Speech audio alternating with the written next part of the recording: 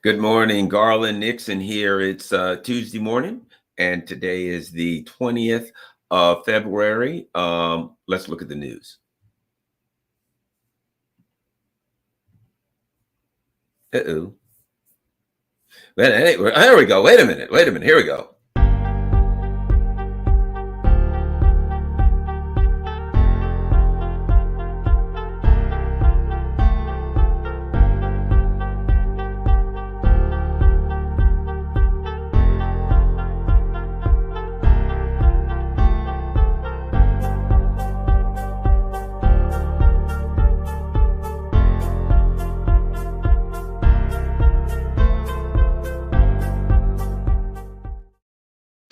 Hello, Garland Nixon here. And before we get started, I think it's important that we get a word from Joe Biden, that we see what's on this guy's mind, that we see the direction that he's trying to take things. Let's take a listen from Joe Biden. An ally did not pay their dues. He'd encourage Russia to, quote, do whatever the hell they want.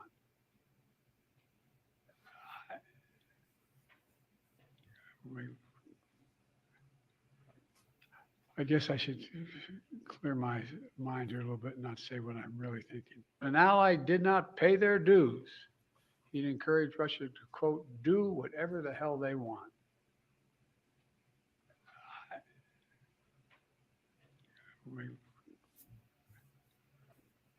I guess I should clear my mind here a little bit and not say what I'm really thinking.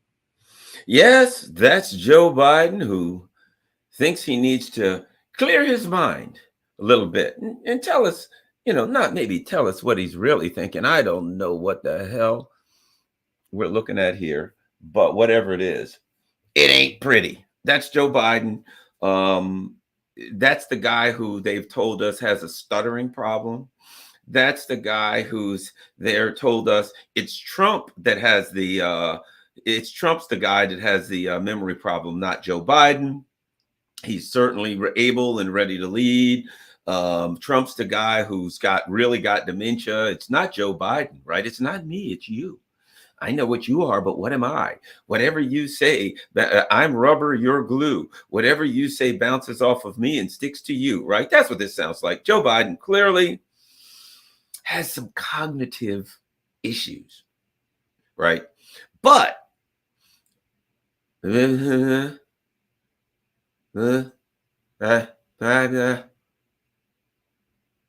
it. Can you imagine if I just write every now and then in the middle of my videos, I was like, Joe Biden. Yeah. What would you do? Would you watch the videos? Hey, there's Garland again. Let's watch him. Here's my imitation of Garland.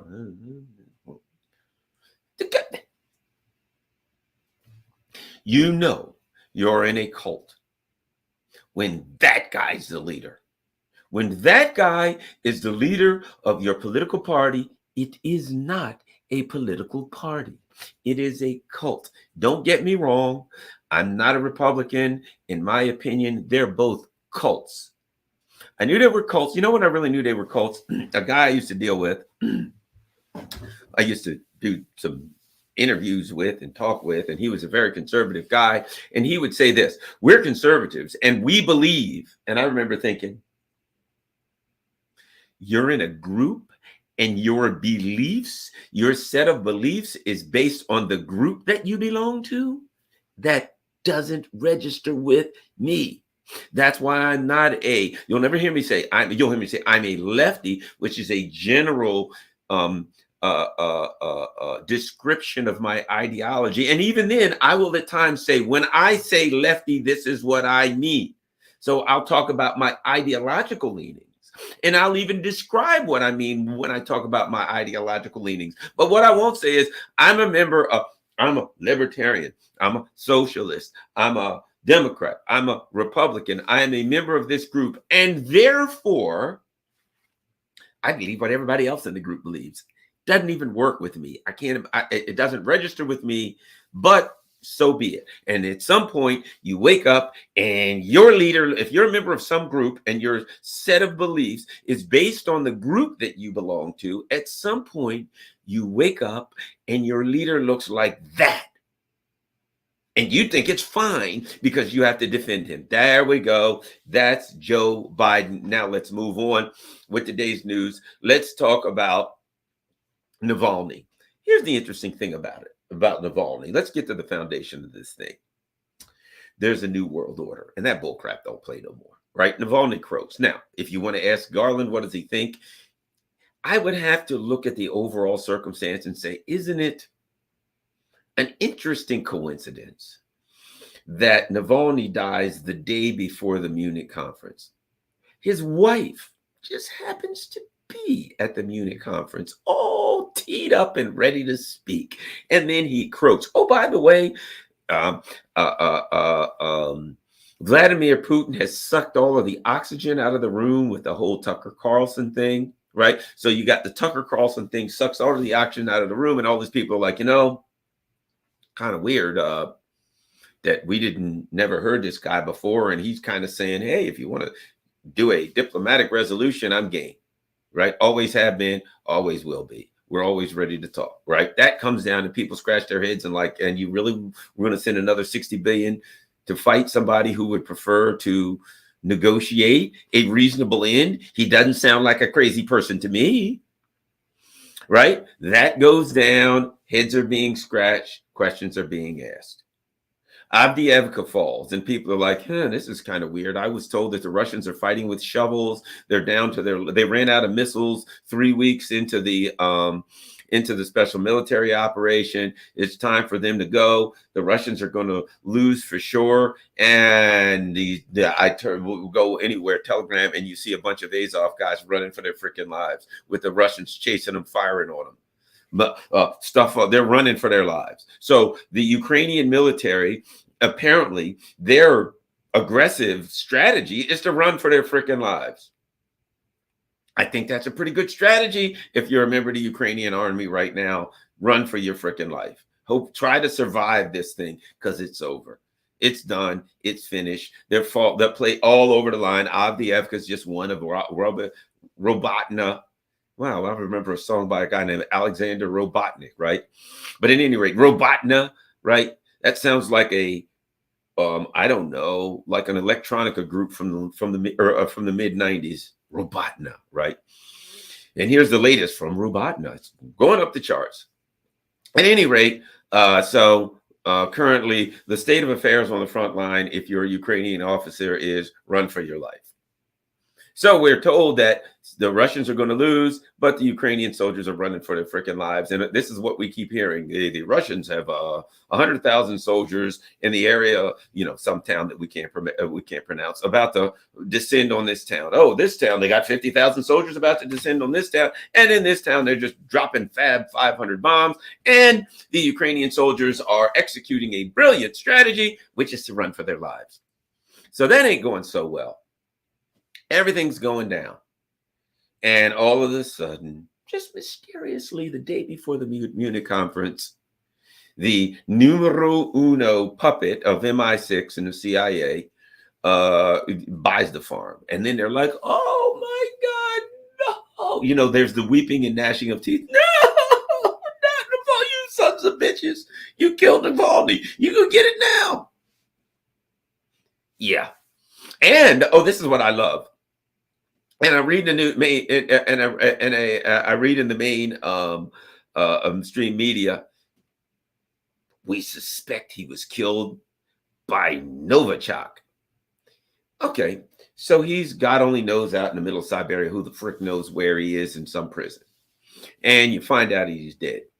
You haven't touched the body, haven't seen the body. For all you know, he ain't even dead. For all you know, it could be a psyop. I'm just saying he's probably dead. But for all you know, you haven't seen the body. You know nothing about the body. He could have slipped and broke his neck. He could have had a heart attack, an aneurysm, whatever the hell, blood clots. We won't even go there. Not all that rare these days. But my point being, you have no idea. But they surmise had to be Novichok. You know why it had to be Novichok? Because Putin. That's why it had to be. It had to be Novichok. And which just goes to show that it's bull crap. It's like, hey, what's the game? What hand are we playing? It's Novichok. It's the Novichok hand. Okay, the Novichok hand. Novichok clearly died of Novichok. Who can't see that? Sure, we haven't seen the body. We have nothing. We don't even know if he's dead or alive. We just suspect he's dead. But if he's dead, then we know it's Novichok. So, in fact, let me do this. I guarantee you right now that if I search Novichok, Novichok, I guarantee if I go to the news, I'll find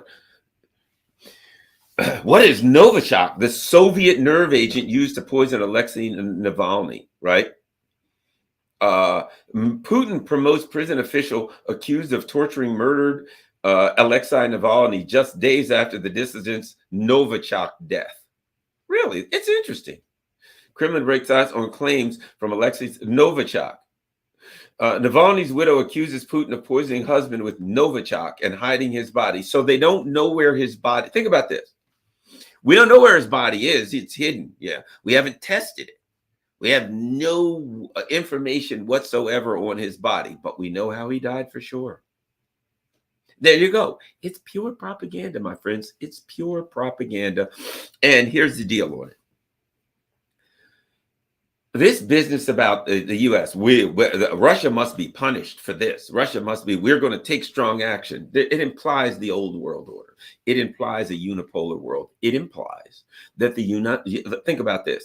The United States is the father and everyone else in the world is the children. You're going to be punished. We must punish Venezuela. We must punish Assad. We must punish Putin. We must punish China. We'll punish everybody.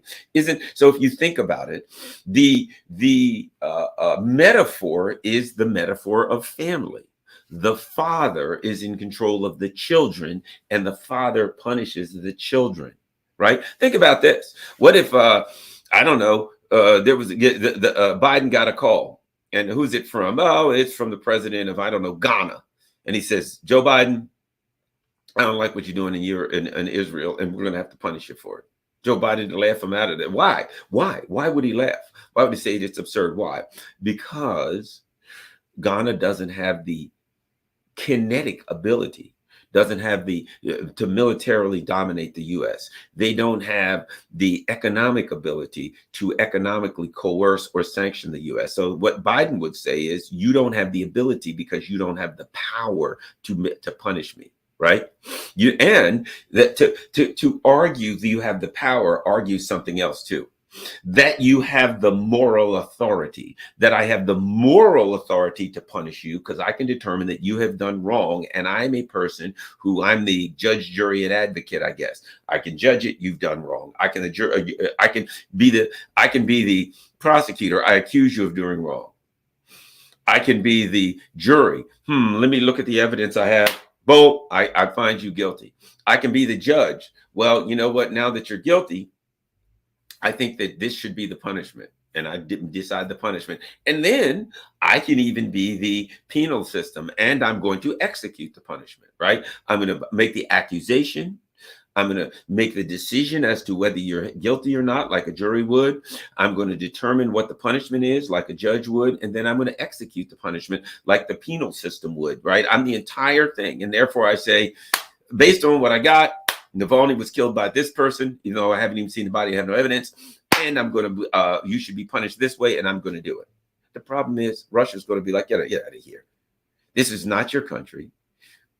Navalny is an American citizen. Is a Russian citizen, not an American citizen. Oh, by the way, the last American citizen that crapped out overseas was, I think his name was Gonzalo Lira, and you didn't do. Is it Ukraine have to be punished for that? And they're your country, they're your colony. You ain't punishing them. We don't want to hear it. Get out of our faces. That dog don't want to hear no more. That's what the world is saying. We don't want to hear it. Don't want to hear it. We've got to punish Russia. Russia's like, get out of here. What are you going to do? Your 90 millionth regiment of sanctions through the EU? No, the EU sanctions never sanction Russia. They sanction the EU. Those idiots who run the EU are like, we must sanction Russia again. What are you going to do? We're going to sanction them. And so we can't buy inexpensive oil from them and inexpensive gas and inexpensive energy. Ha, ha, ha, ha. What are they going to do? They're just going to sell it to India and China. They're going to make more money than ever, but we won't buy it from them. Oh, we fixed them. And they never figured out, the Europeans never figured out that the sanctions were on them, that it was always intended to be on them. It was always intended to screw them over. And so the US could make lots of money off of them. But it is what it is. So the whole Navalny thing, the metaphor is the United States rules the world and metes out punishment to those who violates its rules-based international order. Its rules. And then you add the based international order. And the Russians are like, yeah, right, whatever, move on, shove off, pal. And I seem to remember Lindsey Graham saying this. Listen to this. Navalny is a Russian. We know that, right? And remember Lindsey Graham? Yeah, we're killing Russians. We're investing to killing Russians. Russians are dying. That's the best investment we've ever made is for Russians dying. Well, another Russian just died, bro. I guess you'll just, yay, great investment. Another Russian died. But see, when you are in charge of the entire world, you decide which Russians can die. This Russians can die. What about Navalny? No, he's our puppet. And might I add this? Well, let's just say, for instance, for a second, that Garland Nixon was dragged off to prison for being a traitor to the United States. You're going to prison, Garland. For whatever. Or an instance of Navalny, it was for embezzlement. It was for embezzlement. He went to jail for embezzlement. That's what he was convicted of. So let's just say Garland is convicted of embezzling $300,000 from a French company, just like Navalny was. And the U.S. government puts me in jail. And the Russians are all the time, you can't put Garland Nixon in jail. You must free Garland Nixon. And the Russians have this big free Garland, and they're going around the world saying the U.S. must be punished. Wouldn't you be a little suspicious that Garland was a Russian spy? And like the Russian FSB and the GRU and all of them are like got up signs, free Garland Nixon. Outside the Russian embassy, they're marching around, Russian spies. Hey, free Garland. Wouldn't you be a little suspicious if the Russians all of their media, that everything in Russia was all about free Garland Nixon? Wouldn't you be a little suspicious of why the Russians were so interested in the plight of Garland Nixon? Wouldn't one tend to think that possibly Garland was a Russian spy?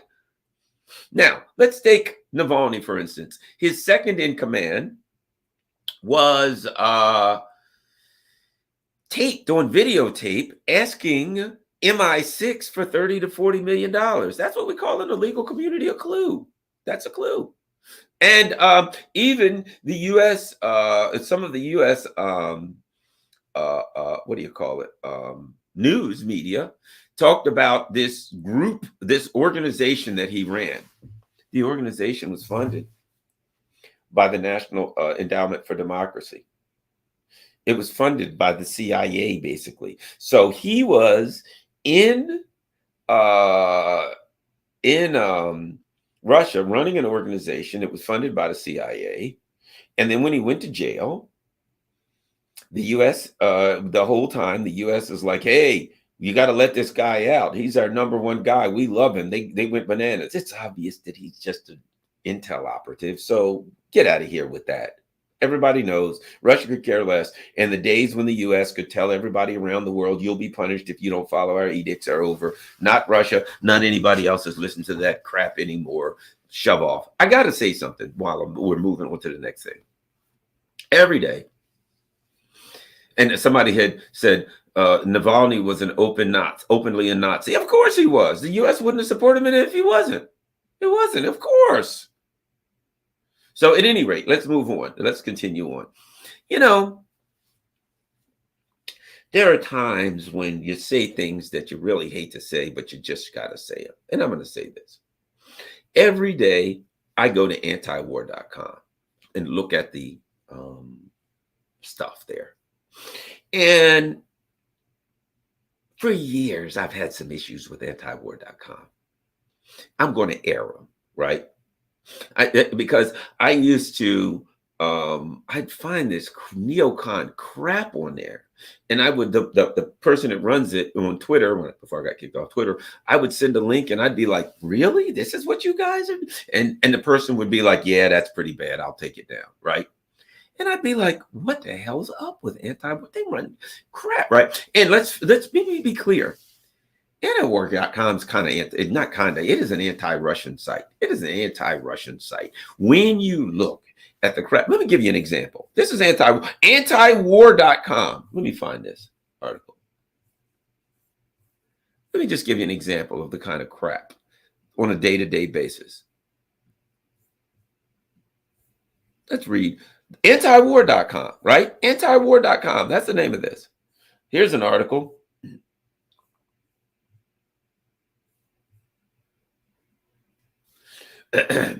Anyone who paid close attention, they're talking about Tucker Carlson's interview, to Carlson's interview with Putin, came away seeing the Russian leader as a ranting maniac who, whatever his concerns about NATO expansion, has some expansionist fantasies that are in part driving his costly and brutal war in Ukraine, right?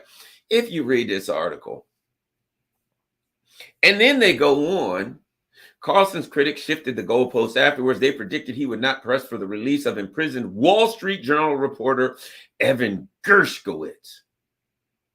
When Carlson did that, they said he did it too late in the interview or mocked him for appealing to Putin's decency, right? Carlson did not advocate for Gershkovich in a way that was mostly emotional satisfying, but he did so in terms that had some small chance of actually securing the reporter's release, right? So they go on. That ought to account for something if the objective is obtaining Gershowich's freedom rather than feeling good about oneself. And Putin does not come off well in the exchange, right? So, I mean, that's just an example. I could go on and on. Here's another, antiwar.com. Let's look at this. Anti-war. Over 300 detained in Russia as country mourns the death of Alexei Navalny, Putin's fiercest foe. He ain't Putin's fiercest foe. What? And when you read down there, right? The sudden death of Navalny was a crushing blow to many Russians who had pinned their hopes for the future on President Vladimir Putin's fiercest foe. Navalny remained vocal in his unrelenting criticism of the Kremlin, even after surviving a nerve agent poisoning and receiving multiple prison terms, right? The guy never got over 2%. He was just a friggin' kook. He's not of potent importance, but this is antiwar.com. Let's see. Let's see what else we got today. Let's see what other great, wonderful, brilliant stuff we got in antiwar.com. U.S. News and World Report. Ukraine accuses Russia of executing injured prisoners at Avdiivka. Where do we go? The mouthpiece, U.S. News and World Report. Well, Ukraine executing prisoners, they left like 30,000 guys encircled and didn't pull them out and sent more people in to get slaughtered. But Russia is executing prisoners. And they go on that Ukrainian authorities said on Sunday, well, there you go. That's the article I'm starting off with on antiwar.com. Ukrainian authorities said that they had opened an investigation into alleged shooting by Russian forces of 6 unarmed Ukrainian soldiers in the city of Avdiivka. Six. Last time I checked, there was like thousands of Ukrainian bodies all over the place running for their lives that Ukraine left in there. Might I add, I just want to throw this in there. The Russians just said, the president of Russia said, hey, man, if we could get some kind of a diplomatic resolution, I'd be happy to do it. And the U.S. said, we reject that. We ain't doing no diplomatic resolution. And the 6 dead soldiers, that kind of ignores the other probably 10,000 that got friggin' torn to pieces by shrapnel, and they were left in there to run for their lives at best. And this is antiwar.com, right? Oh, well, wait a minute. Antiwar.com's not finished. Let's see what break, because this is an anti-war site. So we want to make sure that we find the most important anti-war stuff that we can find from an unbiased. And Ukraine war has cost Russia up to $211 billion, says the Pentagon. Once again, Defense News. After 2 years after Russia's full-scale invasion of Ukraine, the Pentagon shared new figures on the toll that war has had Moscow, 211 billion, right? So there we go. These figures shared by a senior defense official speaking with reporters on the condition of anonymity. There you go. Antiwar.com. You got to love them because they're letting us know what defense officials are saying on condition of anonymity. Do we see a pattern here? I stopped. It was like a couple years ago on Twitter. I would find these trash stories, these neocon crap, and I would send it to the person in charge, and I'd say, "What the kind of neocon horse crap is this?" And it would, but in this person's defense, they would say, "Yeah, that's probably not good. That's kind of trash. I'll take it down," and they'd take it down. And I just gave up. At some point, I thought, you know what? I am not the ombudsman or the editor for antiwar.com. And when I see this stuff in here daily, it ain't my job to say, hey, this is bad. Let's face it, you run antiwar.com. If you run the site, you know what's in it and you approve of what's in it. So what I see is anti-Russian neocon propaganda daily. Go to antiwar.com and daily look at the segment that says Ukraine, look at the segment that says Russia, and you will find U.S. News and World Reports, AP News, Defense One. The Russians are evil. The Russians are stupid. The Russians are using Novichok. The Russians are accused of killing 6 soldiers with by the Ukrainians. And by the way, on the condition of anonymity, a person from the Pentagon has said blah, blah, blah, blah, blah. Let me tell you something. I get stuff out of antiwar.com. Don't get me wrong. I find articles there and I share them, and sometimes they're really good. And there's people like Scott Horton, and I have a lot of friends who do really good work who are associated with antiwar.com, but I don't trust them. I'm just going to be honest. I don't trust them. I'm going to tell you right now, when I look at a site and I find a bunch of stuff, but stuck in there is anti-Russia or anti-Venezuela or whatever, anti-Iran, let's say. I'm not saying there's anti-Iran, but anti-Russia. What I find is this, that it makes my spider senses tingle. Maybe I'm wrong. And I'm not even saying I'm right about this. Here's what I'm saying. If you look at the history of the United States, if you look at the history of intelligence operations, right? One thing that you'll find, one of the things that they're really good at is infiltration. One of the things is, for instance, what was it? The Congress of Cultural Freedom or some such crap like that. There was, back in the 50s, 60s, there was this group that was run that was supposedly, these group, more than one, that were supposedly socialist communist groups. One of them was run by Bill Kristol's father, right? So you know it was funded by the CIA. So what we found out eventually was all these various groups, they even had black so-called freedom groups and stuff. They had groups that were run by the CIA. What the CIA would do is they would say, okay, let's get some guys to make it look like they're standing up for socialism or black freedom or whatever the hell, right? Whatever it is that they find a threat. And they would have somebody. And so what they would do is they'd have some really good stuff in there, but they would sprinkle some propaganda in there, figuring we'll suck you in. And we'll hit you with propaganda here and there, here and there, here and there. Just enough so it looks good and you can't quite pick it up. I have, and I'm not even saying it's true, but read that crap. Read that crap. This is antiwar.com. Read that crap. And look at antiwar.com's coverage of Russia. It ain't all that different from the Washington Post cover, from New York Times. Why is it that I can go to the New York Times, the Washington Post, that I can go to AP News and I can read about poor old Navalny and the Russians have Novichoked him, right? I can go to antiwar.com and I can read what the Pentagon spokesperson is saying on condition of anonymity, that I can go to antiwar.com and I can read anyone who paid close attention to Carlson's interview with Putin came away seeing the Russian leader as a ranting maniac who has expansionist fantasies that are driving his costly and brutal war in Ukraine. And I can go to antiwar.com and read that. I can go to antiwar.com and read, and I can read the sudden death of Navalny was a crushing blow to many Russians who had pinned their hopes for the future on President Putin's fiercest foe, that he survived the nerve agent poisoning right? Uh, that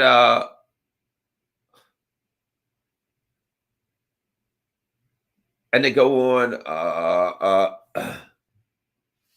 In Berlin, members of the Russian activist group Pussy Riot held a demonstration outside of the Russian embassy. Uh, so the bottom line is this: I don't know, I don't know. But when daily I go to antiwar.com, and it seems to me that the stuff that I read about Russia and Ukraine, it never takes me for. Now, I'll say this: occasionally, some of the people who will write pretty good stories that they'll have some good antiwar.com articles. They'll link to some good articles about the Russia and Ukraine that are honest stuff, but sprinkled in there the links on a day-to-day basis at antiwar.com, I'm just saying they make me really suspicious. Let's if I just go on a day-to-day basis, it just makes me real suspicious. That's all I'm saying. Maybe I'm wrong. I'm not even saying I'm right. I'm just saying, why is it that they're always linking to these friggin' stories that make you want to, there's just no truth to them, that there's just complete, pure propaganda, anti-Russian propaganda, pro-Ukraine crap, not propaganda. I'm not saying I ain't going to go to antiwar.com anymore, because I go there every day because I find some good articles. I'm just saying, I remember when we were doing the war against the, what is it? What is it? Rage Against the War Machine, right? And it almost fell apart because there was these libertarians who were furious because Scott Ritter was like, "Yo, we can't let Scott Ritter." And I'm thinking he's one of the most important voices in the anti-war movement, particularly the anti-Russia movement today. One of the most important voices. And we had issues with the libertarians. I mean, don't get me wrong. There were a lot of libertarians that were pushing hard, but there was a very strong element who hated Scott Ritter. And they were ready to tear, they were literally ready to take it down, to tear this thing apart. It almost fell apart because these libertarians didn't want Scott Ritter. And I just said to myself, if I was the CIA, the last guy I'd want is Scott Ritter to speak, because he's a brilliant guy and he tells the freaking truth. And he has a lot of knowledge and background here. I'd probably want to shut his mouth. So I'm just saying, in the same way that there were those in the socialist movements of the 50s and 60s, there were groups and organizations that were absolutely historically paid for by the CIA, run by the CIA. I have strong suspicions that within the libertarian, and this is not to besmirch the libertarian movement, because I have great friends in the libertarian movement who do some great work and great anti-war work. I'm just saying, anti-war work. I'm just saying that somewhere within that movement, something's poopy.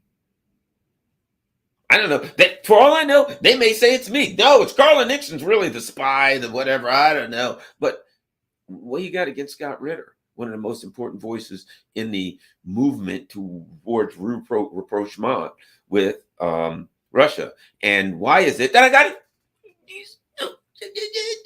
every day I got to go to here and I got to read about Putin being a maniac who has expansionist tendencies, and Navalny's the second coming of Jesus? For God's sake, man, I get sick of that crap. So you got to say what you got to say. I'm real suspicious. It is what it is. All right, let's move on. One of the things I wanted to talk about a little bit, just a smidgen, is the discussion about how can I put this? What the two sides are fighting for in Ukraine. Here's what I mean. Let me try to explain it. What you'll constantly read in the Western U.S. empire media, corporate media, is this town, that town. Did they take a town? Did they lose a town? Did they take a kilometer? Who took a kilometer? Who lost a kilometer? Who gained the ground? Who was able to expand the territory that they have or decrease it, right? But when you look at the Russians, it's more like Okay, we knocked out X amount of tanks today, X amount of vehicles, attrited X amount of soldiers. So you see a different view of this war. One of them is we want to, when it comes to Russia, knock out the soldiers, the equipment, the ability to wage war. So not only can they not wage war on us now, they can't just continue to fight. They can't use this stuff in the future or these soldiers in the future to fight us another year from now, a week from now, 2 years from now. It's right. Whereas when you hear the U.S. empire, it's they lost this town, they took this town. And I'm going to talk about why I think that is. It's a different language, right? You listen to people use different languages, right? And then one of them is a language of taking ground and holding ground. The other is the language of doing damage to your enemy's ability to fight. Let me talk about that just a little bit. Latham Aroof said something, and he'll be back on tomorrow, that was important. He talked about the U.S. empire expanding, right? They're taking this, they've already have certain countries. One of the ways you can tell what countries they have is where they have bases. They own Italy and France and the UK and Germany. They got all those bases. They own the Philippines. They own Japan, South Korea. These are all colonies that they own. They put a bunch of bases there, right? They put bases. They move in. An empire moves into a country, builds a bunch of bases. It owns that country. The bases are not, and then they say to the country, the U.S. empire says to Germany, these bases are here to protect you. When what we know is these are bases of occupation, to make sure these are bases of control. So you can't do what the hell you want. Those bases. Remember when we found out under Obama that they were bugging Angela Merkel's phone, and Angela Merkel and Al said nothing. Why? Because they knew they're occupied. The ruling elite in Germany, of course, they're not going to say nothing. They didn't say anything when they found out that their phones were bugged because they already knew they were all bugged. They didn't argue when they found out that the U.S. blew Nord Stream because they already know, well, what are we going to say to our bosses? They own this country. If they want to blow it up, we don't own it. The leadership of the ruling elite in Germany already know the truth. They know that they have no independence and sovereignty. So when their masters decide to bug their phones or blow up their infrastructure, they got nothing to say about it. They know. So the U.S. empire has, now what else was the U.S. empire going to do? It was going to take over Syria, right? That was an expansion of property of the empire. We're taking another country. It was taking Ukraine. We're going to expand Ukraine. We're going to go to war. We're going to use Ukraine. We have another piece of property here, another piece of ground that we've expanded. The U.S. empire is constantly trying to expand. Right. I used to say this, and people who remember my old shows remember I'd say this. The U.S. empire sees only two types of countries. Countries that it has conquered and countries that it intends to conquer. There's nothing in between. If you haven't been conquered, then you are on the to be conquered list, right? So they thought, okay, we took Ukraine. They're taking ground. They're expanding. Okay. So what happens? So the Russians' position is, look, it's not that you're in Ukraine, it's that you're proposing a threat to us. And we ain't going to get rid of it. And the threat to us is the military capability of the West, which is using a proxy army in Ukraine to threaten us, right? The military. Look, the Russia knows Ukraine's going to be there. It's always been there, always will be there. It's not like we can dig up Ukraine and somehow move it, like we can take it out and shift it over to the coast of the U.S. No, absolutely. It's going to be here. But since it's going to be here, we can't allow an element in Ukraine that's going to threaten us. So what did they say? We're going to get rid of the Nazis. We're going to knock the hell out of their military capability. We're going to neutralize their military capability. So what's going on? Russia's plan is we're going to neutralize the military capability and the ideological capability, which is, the ideological proclivities, which are based in the neo-Nazi movement. We're going to neutralize those threats on the border. So when Russia says, what did we do? We knocked out tanks, we knocked out this, we knocked out the Azov battalion, we neutralized the things that we see as a threat in Ukraine. The U.S. empire says they took Avdiivka, they lost Avdiivka, they moved 100 kilometers, they lost 100 kilometers. Why? Because the U.S. empire has expanded its ground into Ukraine, and it doesn't want to contract. You see, when the U.S. was expanding into Syria, what did Russia do? Russia moved in, they brought planes, and they stopped the U.S. expansion into Syria. And at that point now, the U.S. empire, as Lay talked about, is starting to contract.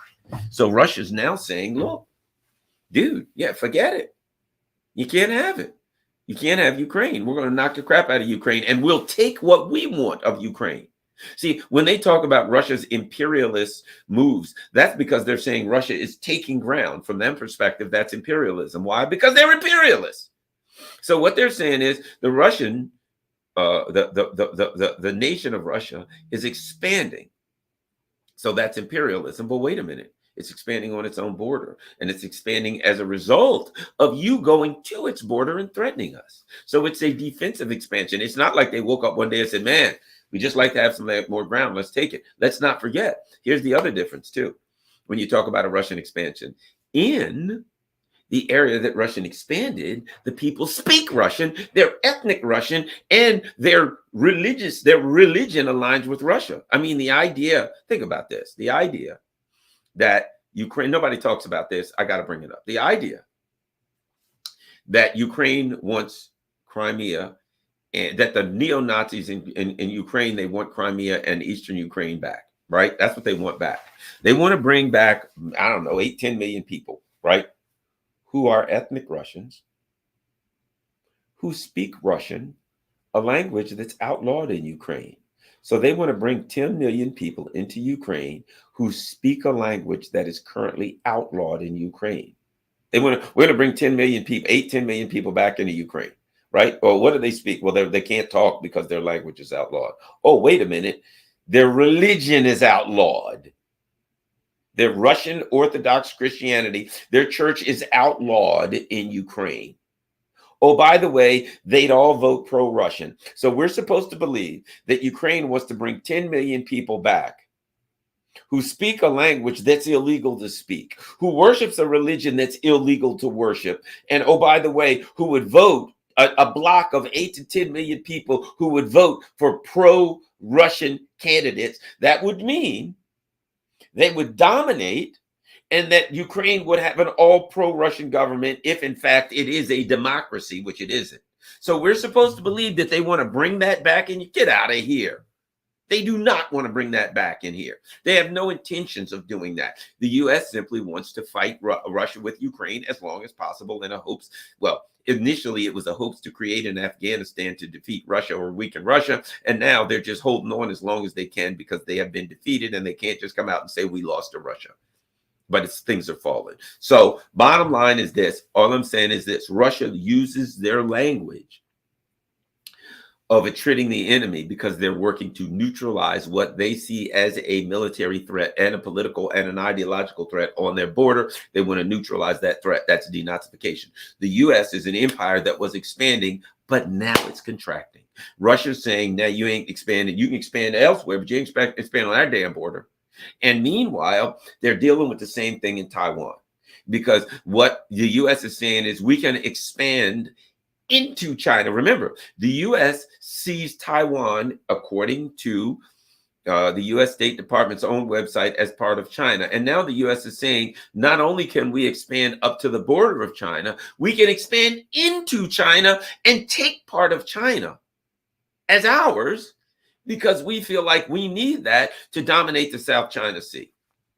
So we'll take it. And bad news for you. If you ever were able to take it, China would nuke it.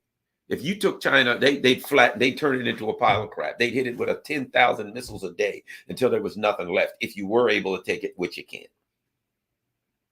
But no world power is going to allow that. But back, they couldn't see the U.S. is living. Let me say, the U.S. is living in a time when they could do these kinds of things, when they could get away with these kinds of things. They can't do it anymore. So now Russia is not. It's just saying, you ain't coming up to our border and threaten us on our border. In China, so you're not going to continue to expand up to our border. You can expand where you want to in other places, but not where we don't want you to, such as in our allied countries, such as in Syria or on our damn border. Not going to happen. And China's saying the same thing. Not going to happen. You ain't expanding into China. Not going to happen. So the neocons are still living in a reality where they can say to Russia, a Russian citizen died, and therefore we're going to punish you for what happened in your country. Not just what happened, We can make up a narrative of what happened. Navalny died because Putin came into his cell and beat him to death with a billy club or something. Right. So Putin came into his cell and literally strangled him to death with his bare hands. Therefore, we think that Putin should be punished. So now we're going to take action to punish him. Wait, what? I'll put it like this. I know, you know what they didn't say? We're going to go to the ICJ. We're going to present our evidence to the International Court of Justice against Russia. Why didn't they do that? Because they got no evidence. They haven't even seen the body. They have no access to the body, no access to toxicology reports, no access to nothing. They just created a narrative and said, this is how he died. Therefore, we're going to take action against them. You notice? No ICJ? No, they wouldn't, because they would be required to present evidence. At the same time, the U.S. is saying the case against Israel, who's killing 50 to 100,000 people, men, women, and children, is without merit. No, they're not doing anything wrong. Uh-oh, Navalny died. Oh, no, Navalny died. Russia's got to be punished. But Israel doesn't have to be punished. Israel doesn't have to be punished for killing 50,000 men, women, and children, civilians, and wounding another 100,000. No, they do not. They got a right to defend themselves. They don't have to be punished. But some friggin' CIA puppet dies in a Russian prison, and now they're going up in smoke. There's justice must be meted out for the Russian. That dog don't hunt no more, buddy. That game is over. So we're going to finish up. Can I find it again? Just in case you didn't recall, we're going to finish with a word from our great and reverent leader, Joseph Robinette Biden. An ally did not pay their dues. He'd encourage Russia to, quote, do whatever the hell they want.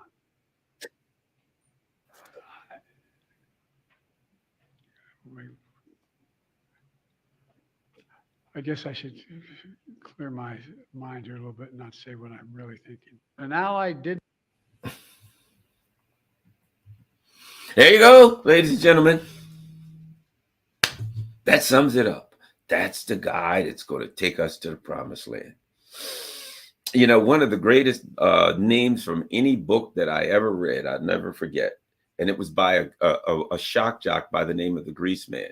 And the name of the book was, And They Ask Me Why I Drink.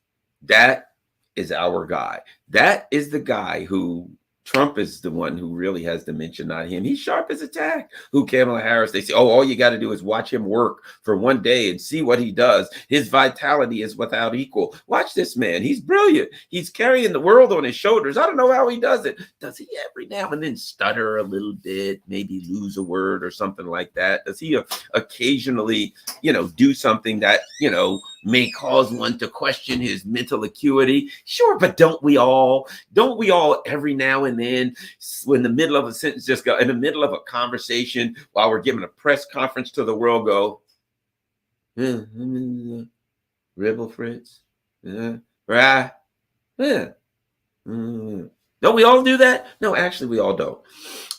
Okay, everybody, by the way, got to run, but make sure you share this on all your social media platforms because, I'm not on X anymore. And by the way, follow me on rockfin.com/Garland Nixon. Go to rockfin.com and become a member. A lot of my stuff is free. I do some stuff that is premium. I have been doing a little more premium lately because Rockfin, you got to keep them. I'm going to go back to mostly free stuff, but you got to keep Rockfin on the air. Rockfin does not do any advertisements, and but they do what do you call it? They allow subscribers. Oh no, my God, I've been watching Joe Biden, my brain's freezing. So you can become a subscriber if you can afford it. It's like $14.99 a month. So I'm going to start doing what we're supposed to do in Rockfin, which is one show per week that is premium.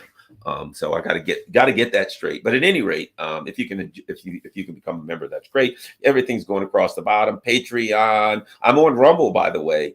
Buy me a coffee, PayPal, Cash App. So if you can afford to help the channel, great. If you can't, that's fine too. Just everybody hit the like button, Share this on all your social media platforms. That is a great way to help the channel. Yeah, money's money. If you got it, you can afford it. Help the channel. If you can't, you're welcome here. We love having you. And share it on your social media platforms. I certainly appreciate that. Peace. I'm out.